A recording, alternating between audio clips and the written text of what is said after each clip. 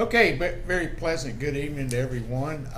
We are here for the podcast at the legendary Fairground Speedways, and tonight we've got a very special show. We're 1 week out from the 33rd annual All-American 400 here at the legendary Fairground Speedway, presented by Freeman Webb Company. The 33rd annual All-American 400, presented by Freeman Webb Company, and of course, we've got all of our other 8 local divisions that are going to be performing at the All-American 400 also. And tonight we've got a couple of special guests. We're going to do a kind of a split show. We're going to have an hour show, 30 minutes with these 2 gentlemen here, and I'm going to be introducing them here just very shortly. And these are a couple of our young guns. Not only are these 2 gentlemen contending for the championship this year in the BH Holmes Legends division, but they are also contending for the rookie division. So I think only 20 points separate this division, and it's going to be really close. 21 points, as a matter of fact. So we're really excited about this. But what we're really excited about more than anything in the Legends division is this is going to be our first national INEX sanctioned event. So it's going to be really exciting for everyone. We're expecting as many as 35 to 40, maybe even 50 cars. So our Legends car count has just exploded this year. Not just because we're paying good money, but because I think everyone sees that the potential that the legendary Fairground Speedway has for young drivers and the Legends Cars division. To my right tonight is a gentleman by the name of Hunter Wright, and Hunter drives the number 29 Legends car, and he's sponsored by 811 Dig. And to my left, Grayson Pate, who drives the number 7 Legends car. And both of you guys have got a pretty unique history behind you, and we're going to talk about that. But first of all, I want to welcome both of you guys to the show, to the podcast show, and it's a pleasure to have you here. And a lot of talent. And Hunter, I guess we'll start with you, since you're actually leading the points, and I think you've finished second a couple of times this year. Been in the Hulk with the checker flag several times, but just haven't clicked your way. So how do you feel going into this last race? Is the pressure on you, or is the pressure on Grayson, or what do you think? You feel pretty comfortable going into this? This is your first dash at a championship, so you not only have a chance to get in a guitar in the race, but you also have a chance of taking that championship guitar home too. Thank you for welcoming me out tonight. Thanks for the invite. Yeah, we've worked really hard all season to try to make sure that we didn't have a whole lot of pressure points-wise getting into the last race. Try to make sure that the pressure wasn't on us to is the pressure gain on the you, points or lead. You feeling the pressure yet, or? I don't feel as pressured as I would if I were second place right now, which is a positive. I hear you. We've worked very hard all season to try to have the points lead coming in, so that we didn't have to take that big risk, last lap pass or something like that. I definitely want to pick up a win down here. We haven't done that yet. I think we've ran about 10 races down here total. We've won a lot at the rim this season several times. I think we've won 5 races down there. So what is it that makes you better at the rim than it does at the fairgrounds? Do you think that the competition level is just higher here, or is this track more difficult to race on than Holland Rim? I know at Holland Rim you can really fire it off in a corner a lot harder than you can here. You got a little banking. Here you gotta really hit your marks on getting in. You'll wash up. Once you wash up, give that bottom up. You're just out hanging out there. So does it seem like you struggle more on a flat track than you do on a bank track, or what's the deal? I don't know that we really struggle too much with speed, but it's definitely a whole different type of racing. I really love running the outside, especially at Highland Rim, where it's banked. You can just race side by side and at Nashville down here at the fairgrounds, it's kind of like whoever gets the bottom gets a spot. So there are a few people that have figured their setup out where they can race on the outside, though, you know, and I haven't told anybody this yet, and I guess right now is the ultimate time to go ahead and put this out. But I have down at the tire barn about 12 gallons of VHT, and it is a additive that you put down on the track that will make the outside groove come in. We're going to be putting that down for you guys, so it should increase the grip on the outside and also able you guys to get a little bit better run on the outside. You know, even if you just slip up a half a lane, you should be able to get in the gas and get a little bit better bite from, you know, coming off the corner from the outside. Yeah, sir. Like I said, it's definitely a whole different style of racing, and with Legends, we run treaded tires, so if the big cars are trying to run the outside with their slicks, the rubber actually does slow the Legends down a little bit where if on a slick tire, the rubber will actually help with grip. It will. But I don't know, really. I guess it's just maybe something to do with the compound of the tire. Once the rubber gets shoved up into it, I'm not really sure what makes it do that. Actually, a slick will automatically have more grip, you know, than a treaded tire. And treaded tires are open, so they don't hold the heat. It's you know, any kind of tire that's treaded and has treads and marks in it, it will have a tendency to let the air keep that tire cool. So y'all's tires are not really a very soft compound, and they don't hold a lot of heat. So there is a lot of slipping and sliding, and that's why I'm thinking that VHT is going to give you guys some more grip, increase the competition level, where maybe we'll see some side-by-side racing. Now, this gentleman sitting over here to my left, Grayson Pate, and you're second in points. You've got 5 years under your belt in quarter midgets. 5 championships you won in quarter midgets. Yes, sir. This is your first year to be in the halt for the championship.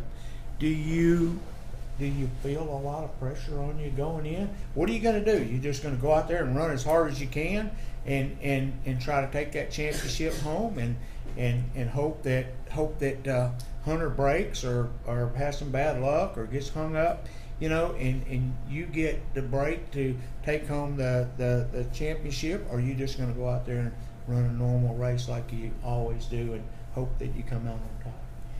I would say the pressure. What's your strategy going into this race? I would say the pressure's a little bit on for me. I got to just go out, run the hardest race as I can, and maybe a little luck, I can come out on top. Maybe it's just a little bit of luck, and I just got to run as hard as I can to maybe the cards will play in my favor.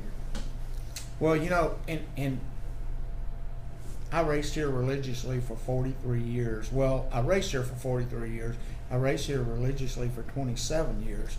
And I never got an opportunity to drive a Legends car, but I had a lot of people that were my colleagues, a lot of people that I helped start their careers, like Casey Atwood.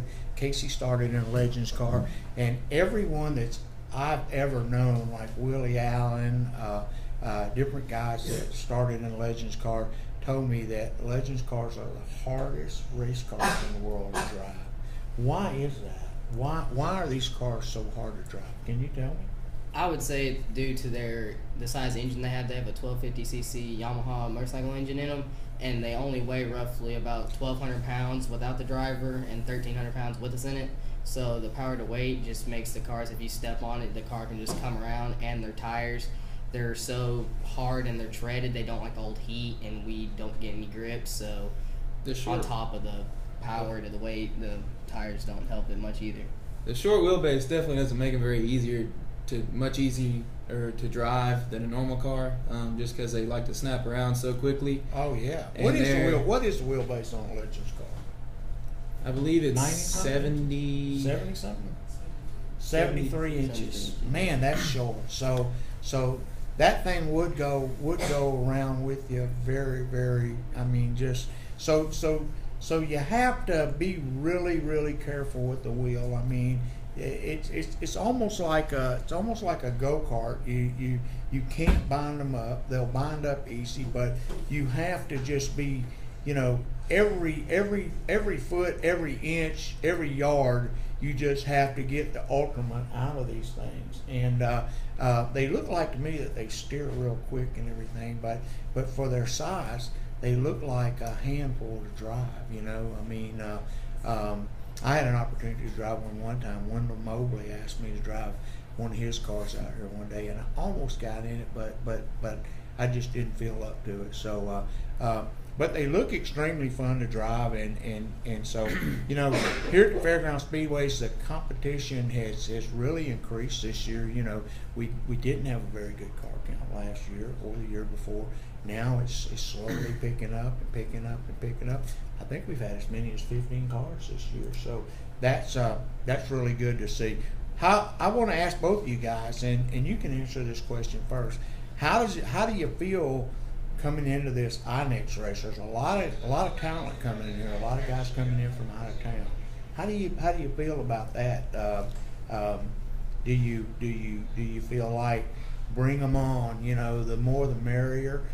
You guys have got. I feel like you guys have probably got the upper hand. Well, the guys coming from out of town, because you folks have so many laps on this track this year. You have a feel for the flat track. You guys both have obviously accumulated more points than any other two Legends drivers this year. So I would say that you guys would have a little bit of an edge on the guys coming in from out of town. How do you feel about that? You feel like you're ready for them? Let them come on in. Some of the big name guys that chase these INEX championships and these national events. How do you feel about that? I would say I feel like they could come. We're ready for them, between me, Hunter, Preston, and Wayne.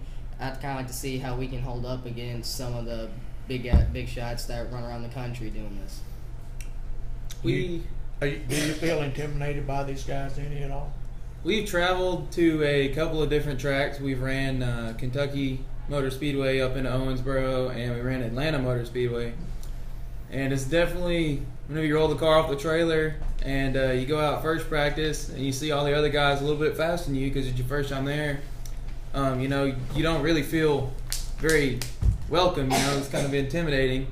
But having the home track advantage whenever out of town guys are coming, it definitely makes you feel a lot better. You feel like you're going to be the intimidator. Yes, sir. And I heard it a lot, like constantly, but you don't really notice. And I didn't really fully understand until I saw it. But we went to Atlanta my first year, and we were somewhat competitive. We didn't actually get to race. We got in an incident in the first corner. But we weren't slow, but we came down here my first year also, and it was a little bit different. We were a little bit deeper in the pack, speed-wise for sure. And this track is just so different from any other flat track, bank track, anything that I've ever ran. I don't know what it is, but something about the surface or the environment. I'm not really sure what it is, but this track is hard to get a hold of for sure. I can tell you what it is. This track has absolutely no bank to it. As a matter of fact, it kind of debanks a little bit. It's really tight getting in. You accumulate a lot of straightaway speed and everything, but it's so flat and the tight turns and everything. You just really have to be on top of your game. It's so hard not to overdrive this track, because it's just you can just run in over your head just so easy, not realizing that, especially if you're trying to run somebody down, or if you're out front trying to get away from somebody. It's really easy to overdrive the turns, I'll be perfectly honest with you. The last race of my career that I won was on the quarter-mile track.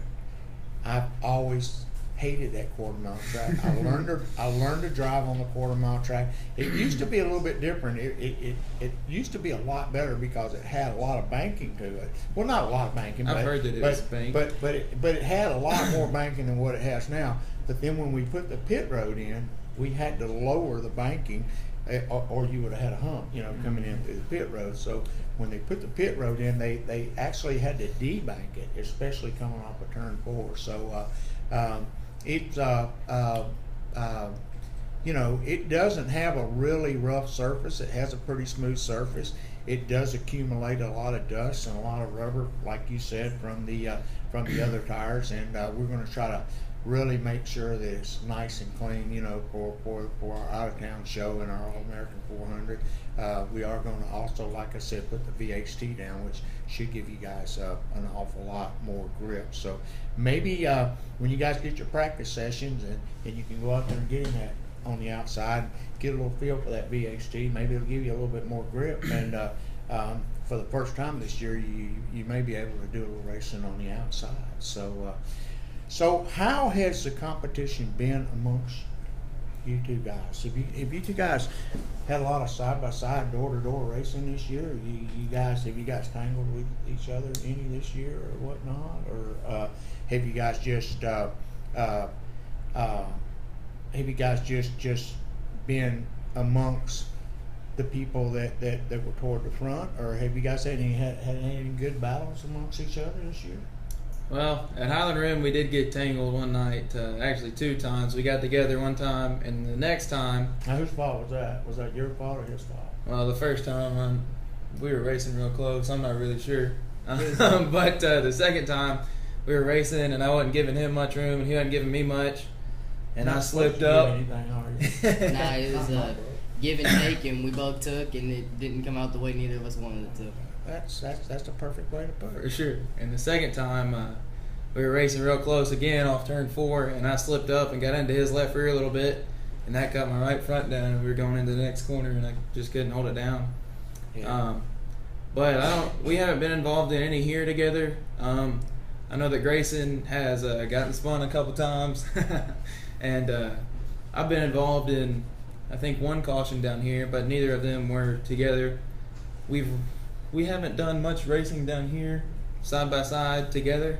There has been a couple, but we've mostly just kind of ran.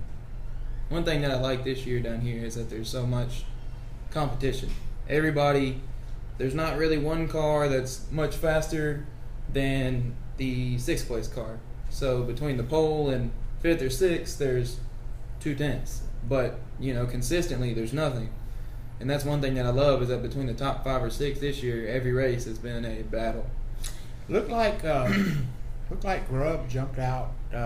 Looked like he showed a lot of muscle early in the season and won a couple races. And it looked like he was going to be dominant, and then all of a sudden, somebody else comes in and takes over and whatnot. So we haven't really had the same guy winning a lot of races down here. We've had a pretty good mixture of winners this year and whatnot. So I got to ask you, what are your plans for 2018? Are you planning on just coming back and repeating the Legends Car division, or you looking at moving up to another division, or you want to get a couple more years under your belt in the Legends? What are your plans? What would you like to do? If sponsor permits, we would like to, if we could, move up, but I would like to come back another year, run the Legends Car, get more seat time under my belt, and then maybe in another year or 2, maybe look at a bigger car on the 5.8s, but that's a few years away, so I get some more experience under my belt. You have a desire to drive a Pro Late model at this point? Yes, sir. I would love, that's my dream, is to go race a Pro 8 on the 5.8s with people like Dylan and Sterling Marlin and Mark Day.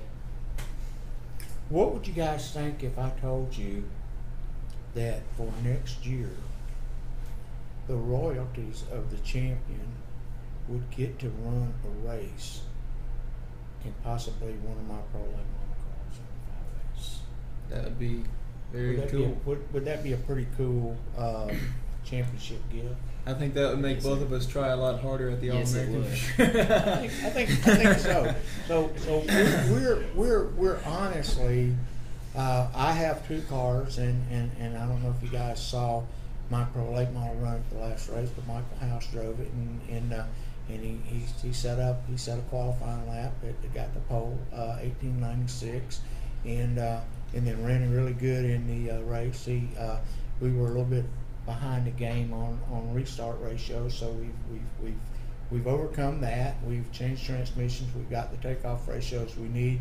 Michael's done some changes to the car, and I look to be stronger, for him to be stronger than ever.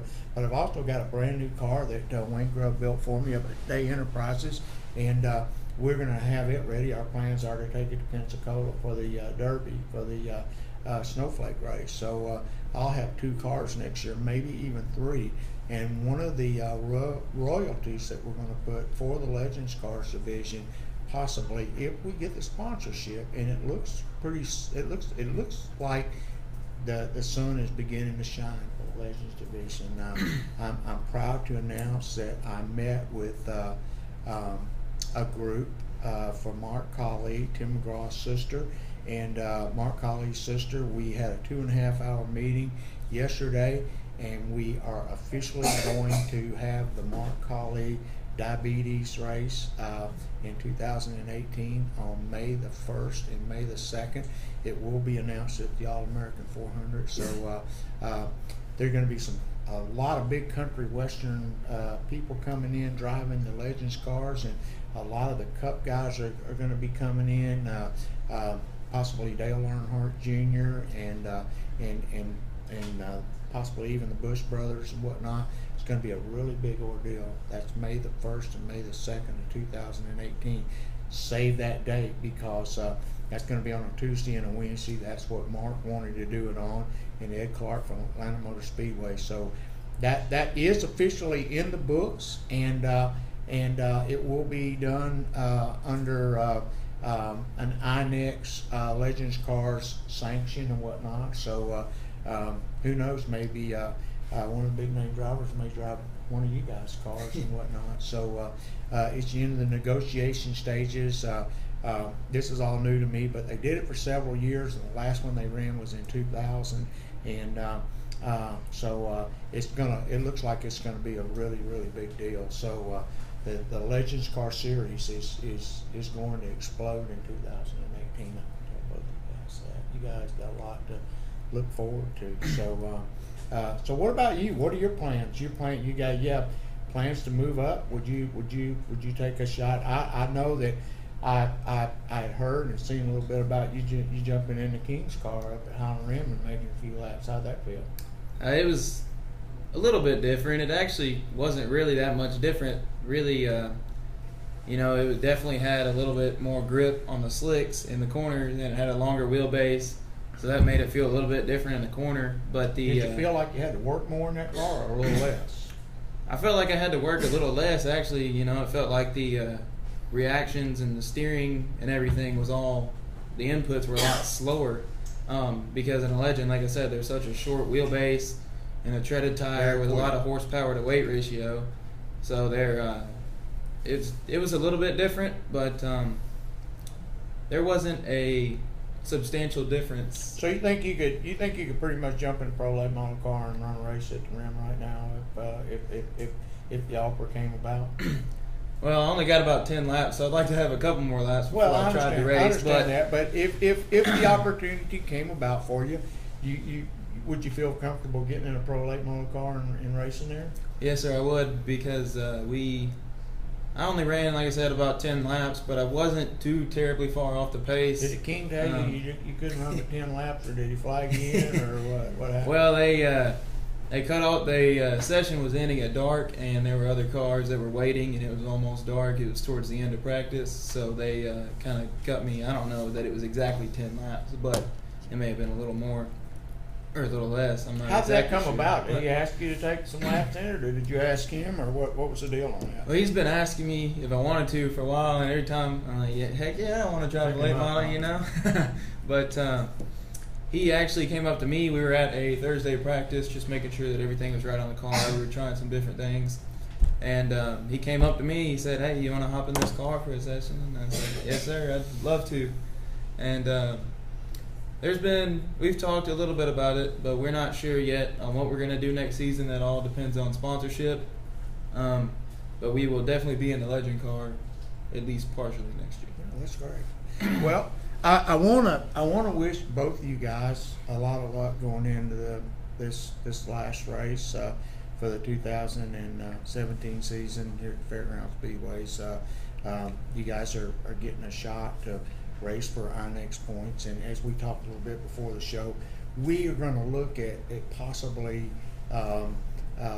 looking at adjusting the points. We're going to have to get with INEX and some of the point specialists to see how this is going to be done. But like I said, we are expecting a big field, and I think that that you guys being in the position you're in,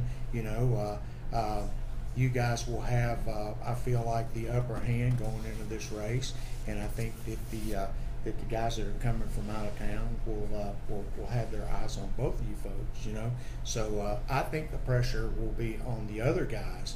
However, you guys got a duty to perform. One of you guys has got to go out there and win the championship. And not only can you want to win the championship, but one of you guys is going to take home the Rookie of the Year ballot too this year. So both of those are great honors. Becoming a champion and being a Rookie of the Year, those are two things that are very, very valuable tools in the coming years for you in your marketing proposals to help you get up the ladder and graduate, to the next division. Whenever somebody says, "Well, I was Rookie of the Year," that turns on a light. That's a big deal right there. But when you say, "Well, I was a champion," that's even better, especially when you come here. So I want to wish both of you guys a lot of luck going into the last race, and hopefully I'd like to see both of you guys become the champion and both of you become the Rookie of the Year. But one of you guys, unfortunately, will have to be the champion, and maybe one of you guys will be the champion, one of you guys will be the rookies. But wish you all the luck in the world, and you guys have done a fantastic job this year, and good luck going into the last race. Okay. Thank you, sir. And I appreciate you guys being on the show also. So, Thank you. Thank you for inviting us. Absolutely, and hopefully we'll see one of you guys in victory lane, and one of you folks can win your first race here at the Fairground Speedways and take home that guitar. You know how to play guitar? No, sir, but if I win one, I might figure it out. You might be able to do a little picking and grinning on the stage. Yes, sir. I'll definitely be looking to pick one up. Thanks for inviting me out tonight.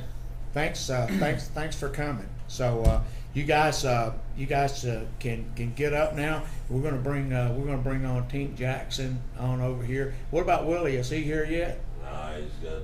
Well, you can come. You can come on over and sit down, and He's having a problem at a store. You guys, if you want to, you can just have a seat over there, and we'll just go on and I'll finish up the show with Tink, and then we're gonna talk a little bit about the points and the scheduling and everything, and so Tink, I don't have a lot of information on you, but I know that that you and your car owner are battling it out for the championship this year. So, and let's see what the points split is, and the and y'all's. Okay, thank you. 15 points. You're leading by 15 points, and you've won 2 races this season. And Willie is in the number 71 car, running second. And Willie was also the 2016 was last year's point champion. So and you guys have got a bunch of cars. So how many cars have y'all got this year? Tank, y'all got 2 or 3 cars? We got the 55, the 81, the 71, the 11, and then the 21. He comes every now and then. Yeah. So I was watching the last race, and you got by Willie right there at the end. Yeah. And might have had to give him a little bit of nudge to get by him and everything. What did he get mad at you for that, or? Yeah, he hit the car after the race, but I dumped him on lap 5. It looked like he was going to go high, and I run in there and I dumped him. I tapped. I went to the back, and I got lucky. Ricky got a little mad at when I put him 3 wide. I went 3 wide right there, just trying to get back up there. Steve was behind me. Steve was coming through with me. I think the only thing that didn't hit Steve was the pace car. Poor fellow got hit by everything out there. But Willie hit me after the race, and then we was back to the shop. He said, "What happened to the back of your car?" I said, "You run over it." He said, "I didn't hit you that hard." It knocked the tailpiece off. So after the race, Willie run back up there and gave you an appreciation tap, huh? Yeah. Well, you guys do race hard, and you know, I mean, it's one thing, you know, the track being as tight as it is, but another thing, these cars that y'all drive are really big cars and everything, and you know, so there's only so much room and whatnot. It's a lot of fun racing these cars on the quarter mile track, and there's been some talk about what we're going to do for 2018. We've actually got 3 rear wheel drive division full body cars on the quarter mile track. We've got the pure stocks, we've got the super stocks, and we've got the sportsman, and they all kind of look the same, you know, other than a little bit of changes here and there on the bodies. And then the pure stocks, of course, got the different tires on them and everything. But what we're going to work on, we're going to form a committee. We're going to bring some builders in here and some drivers in here and some owners in here. And what we're going to try to do is take all 3 of these divisions and make 2 out of it, possibly even 1 out of it, and accommodate that where we can start a different deal.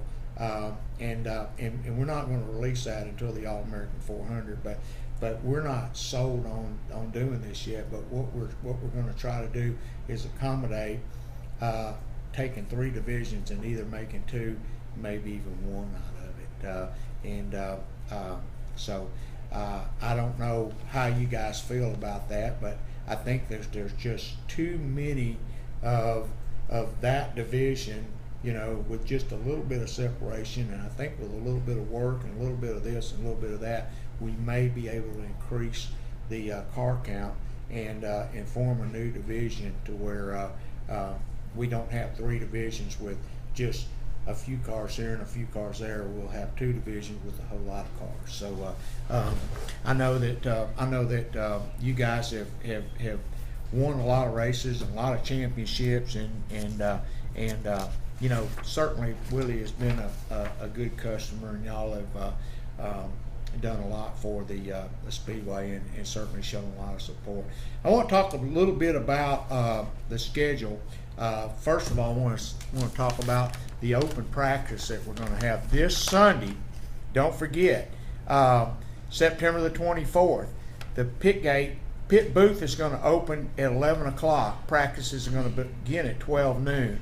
Now, it's going to cost $15 a head to get in, and we'll have quarter mile practice for 30 minutes, and then we'll have super and pro late model practice for 30 minutes following that. Then the super trucks will practice only by themselves. Then we'll go back to the quarter mile, 30-minute segments. We'll start at 12 and we'll go to 5 o'clock. So we'll have 5 hours of practice. Again, it costs $15. You can look the schedule up on our website at fairgroundspeedwaynashville.com, or you can call the office at 615-254-1986 for all the scheduling. But everyone remember, this Sunday at 11 o'clock, the pit booth opens, and once again, I want to thank everyone that came out and helped us do the cleanup for the flood and everything. We still got a pretty good mess out here, but the crews are working on it, you know, as we speak. Right now they're in the back working to replace some asphalt and whatnot. But this Sunday, September 24th, pit booth opens at 11 o'clock, and practice begins at high noon. So there'll be 5 hours of practice for only $15 a car. And then we will be passing out some scheduling and everything. Then Thursday, September the 28th, pit gate opens and tech opens at 2 p.m. Pit gate will open and the tech opens at 2 p.m. on Thursday from 3 to 7. Open local practice only for the quarter miles and the super trucks from 3 to 7. 7:05. What we were going to we're going to qualify the quarter mile divisions 2 laps, excluding the legends. Non-qualifiers will have to start in the rear on Saturday. Friday, September the 29th at 7:30 a.m. The ticket gate opens at 8:30 to 11. The parking of the late model rigs only in orders as they're lined up. From 11 to 6, late model tech only. 2 p.m. super late model qualifying tire selection by orders and entry forms received. At 4:30, pro late model qualifying tire selection by orders and entry forms received. From 3 to 7, late model practice only. 4 30-minute sessions for pro late model and super late model. From 7:30 to 8:30, Legends National Qualifying practice only, and from 8:30 to 9, Legends National Qualifiers only, 2 laps. So the Legends cars are going to practice from 7:30 to 8:30. They're going to have a 1-hour practice session, and then from 8:30 to 9, they're going to have their qualifying. And then of course Saturday, September 30th at 8 a.m. the pit gate opens. 8:30 drivers meeting for late models only. 9 a.m. super late model race tire selection. 9:30 to 11 late model practice only. 11:30 to 12 super truck practice only. 1 o'clock super truck tire selection, and then 11 a.m. Going back a little bit, pro late model tires released by qualifying orders and groups. 11 to 1 pro late model pre-qualifying tech by groups. 1 o'clock super late model tires released by qualifying order, group order, and then 1 to 3 p.m. Super late model pre-qualifying tech by group. 3 o'clock the grandstands will open. 3 p.m. the quarter mile and super truck drivers meeting, and it is mandatory. If you don't come to drivers meeting, you automatically start in the rear. At 3 p.m., 3:15 p.m. Qualifying for the pro late models and super late model lock in. The top 28 super trucks qualifying to follow. At 5:15 pre-race ceremonies begin. At 5:30 green flag drops for the pro mods, followed by the front runners of Super Street, national qualifier for the Legends, the pure stocks, the sportsmen. All the quarter mile racing will start at 5:30. Last chance race if needed for the super late models and the pro late models. Super truck 50 lap will follow by that, and the crowning of the local divisions will be held after the super truck 50 lap. Clayton and James Liquors super trucks. Sunday, October 1st, pit gate opens at 8 a.m., 8:30 a.m. Last chance advanced cars tire selection if needed. 9 a.m. mandatory drivers meeting. No show, you go to the rear. 9:30 race tires release. 10 o'clock to 11 a.m. pro late model cars through tech and on the grid. 11 to 12 super late model cars through tech and line up on the quarter mile in race order. 9:30 the grandstands will open at 9:30 a.m. At 11 o'clock pre-race ceremonies begin. 11:15 drivers introductions, all cars to the starting grid. 12 o'clock green flag drops for the 33rd annual All-American 400, and that will be the beginning with the crown of the Big Machine Pro Late Model Division, 100 laps, crowning of the Big Machine Pro Late Model Champion directly following that, and after that the Freeman Webb Super Late Model 33rd annual All-American 400 in the crowning of the champion. Man, that's a lot of stuff to do in the next 4 days. Yeah. So a lot going on starting Thursday, September the 28th. And we've got a lot of laps left for the super late model only. There's 185 laps left for the super late model. The pro late models are sold out.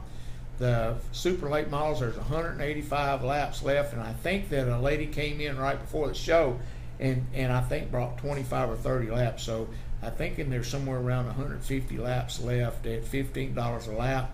Y'all come on and show your devotion to the drivers that are going to come in here and run this 33rd annual All-American 400. We don't touch this money. This money comes straight from you to the drivers. Every bit of it goes right to the drivers. Whoever leads the lap that you buy, they get the money. So we don't touch any of it. Lap buyers, I'd like to run through the lap buyers list real quick.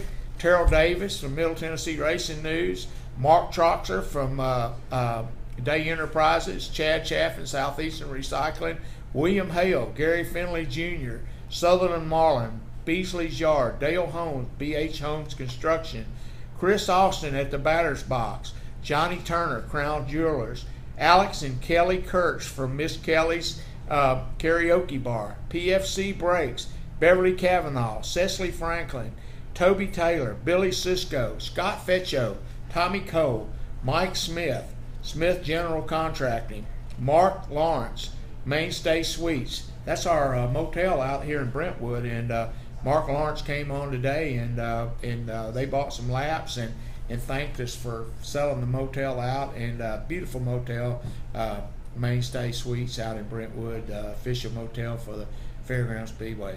Mark Lawrence from Mainstay Suites, like I said, bought some laps. Kyle Ivey, Jeff Ivey, Vicky Frouts, McGonigal Engines, Grand American Race Cars, D&D Events, Hampy Race Cars, Austin Harrison, iHeartRadio, and Race Seavers. Thanks everyone for making this possible, buying the laps for the Pro Late Models and the Super Late Models. Without you guys, this wouldn't happen. Thank you so much for showing your devotion for the sport of stock car racing and the 33rd annual All-American 400.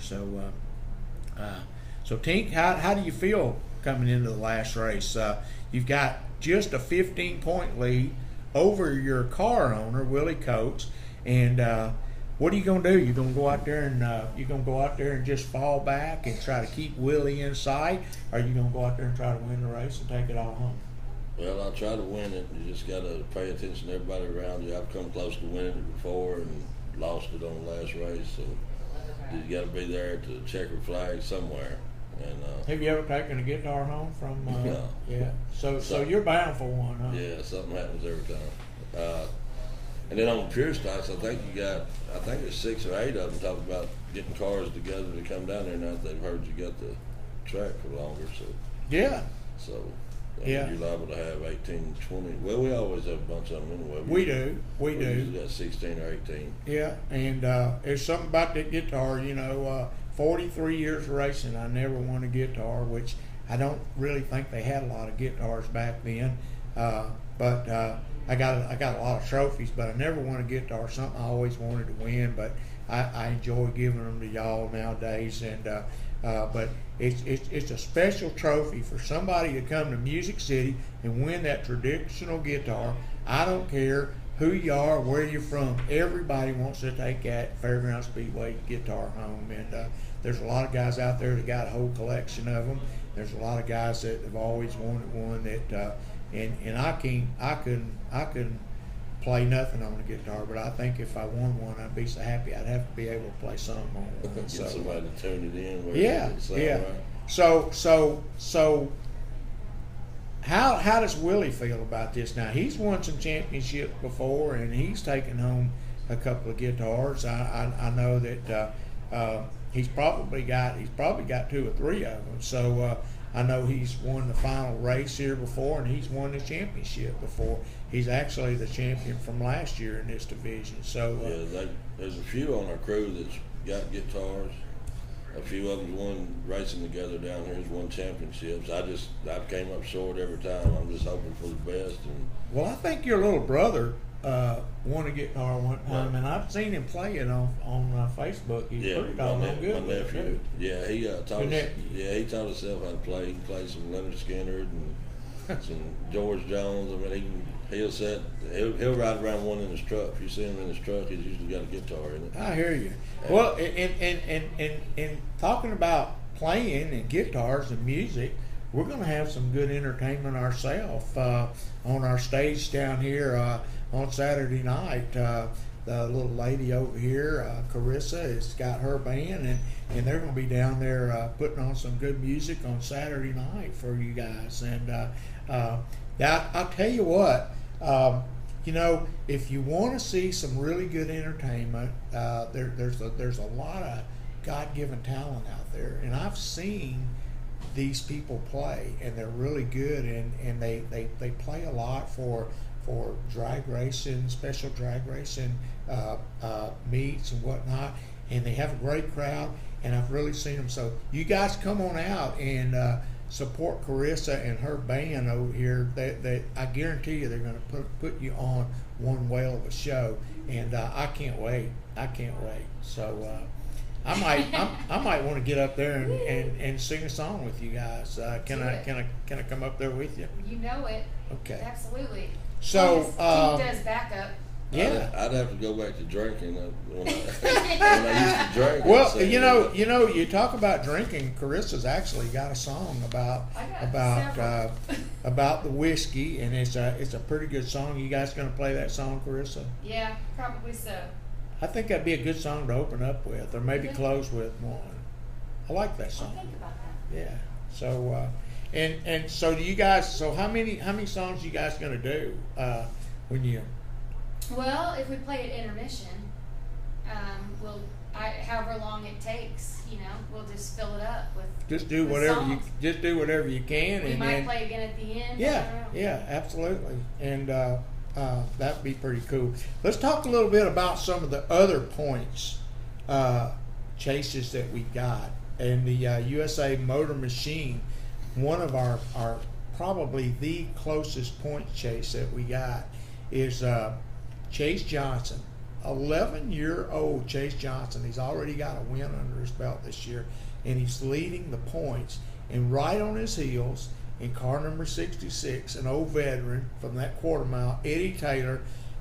Chase is sitting in first place with 336 points. Eddie Taylor right on his heel with 334. 2 points separate these guys going into this last race.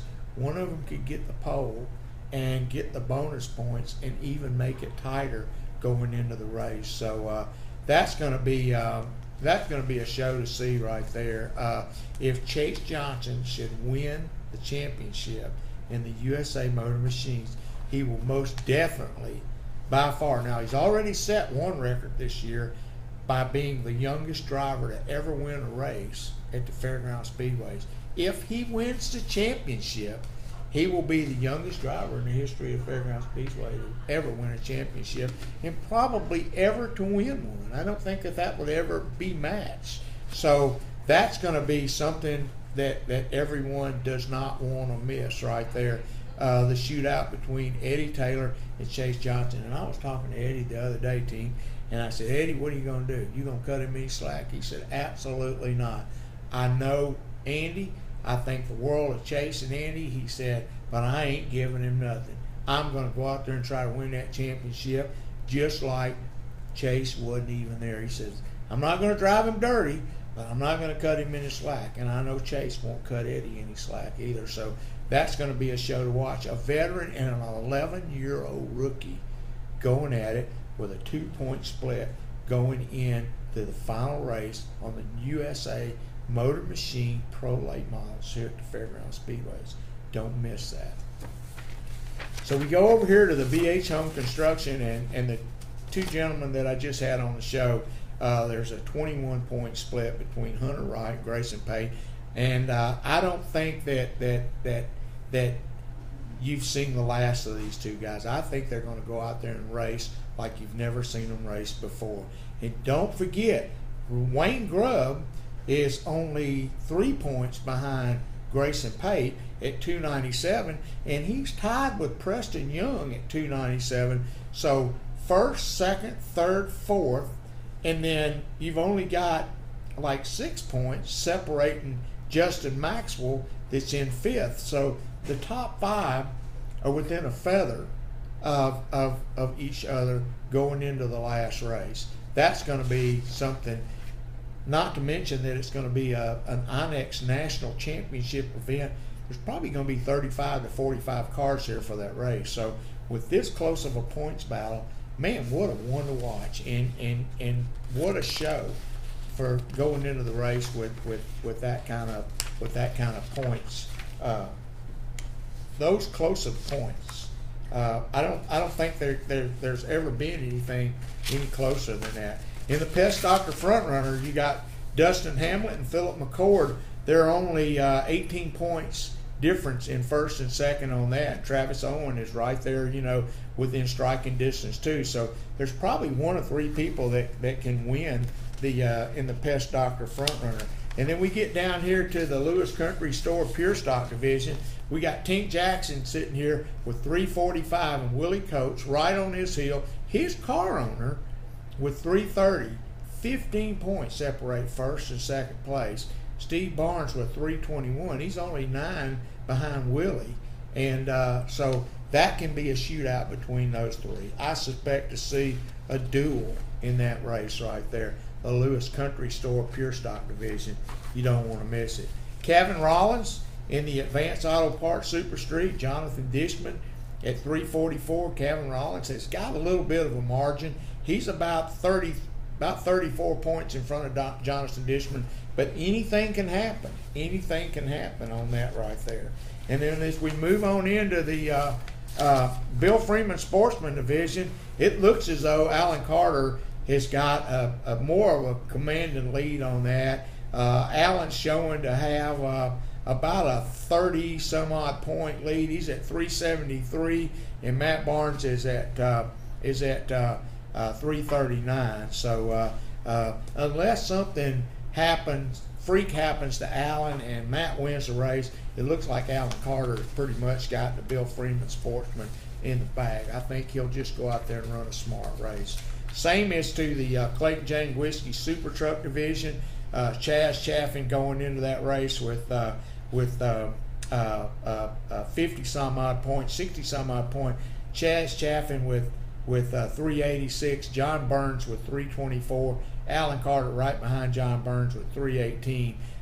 Looks like the race is going to be for second place between John Burns and Alan Carter, and they're within 6 points apart for the second place. But it looks like Chaz Chaffin, unless I don't even think he's got to even come and race. He could stay at home and win a championship. So he's pretty much got that quenched and in the bag. Well, you got 2 rookies on there tied, right? These 2 rookies. Yeah, you got James Shaw and Frank Bear are right there. Tanner Arms and James Shaw are tied at 281 and 281. So, and that's for 4th place. So that'll be an interesting bout to watch right there. You can bet Tanner Arms will be getting everything he can get out of that truck, and James Shaw will be right there, running his heart out too. So Tanner Arms and James Shaw with 281 and 281 for 4th place. That's going to be a pretty good bout right there. That's probably going to be the one to watch. Casey Roderick in the Big Machine Pro late model with 333. Cal Ivey is second in the number 53 with 292. So you have a little bit better than 20 points. 30 points separating that. Of course, Casey Roderick could have some bad luck, and Cal Ivey could go on to win a race and pull off somewhat of a miracle. I've seen it happen before. Sterling Marlin at 279. 2-time Daytona 500 winner, and Dalen Fetcho with 269, 10 points behind Sterling for 3rd place. That's going to be a good run. And then you got Justin Ashburn. This only 6 behind Dalen Fetcho's for 4th place. So there's going to be some really close battles in the points in almost every division except for the truck division and the sportsman division. It looks like that those guys have stretched out to a pretty good lead, Tank, on that. But look like Hale's a rookie in that. Yeah. Hale's a rookie.